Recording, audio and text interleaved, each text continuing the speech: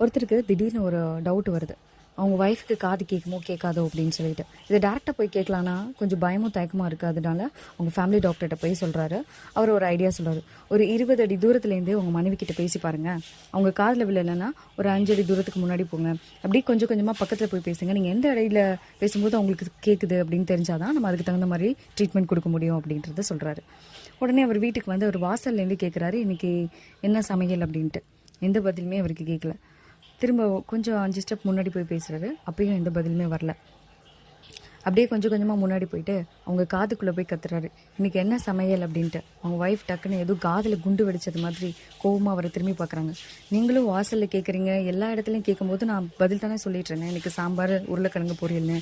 உங்கள் காதில் என்ன பஞ்சா வச்சுருக்கு அப்படின்னு சொல்லி கேட்குறாங்க. இப்போ தான் தெரியுது பிரச்சனை அவங்க ஒய்ஃப்க்கு இல்லை அவருக்கு அப்படின்னு சொல்லிட்டு. மால் ஆஃப் த ஸ்டோரி, இப்படி தான் பிரச்சனை நம்மக்கிட்ட வச்சுக்கிட்டு அது மற்றவங்கள்ட்ட இருக்குதுன்னு நினச்சிட்டு நம்ம வாழ்ந்துட்டு இருக்கோம்.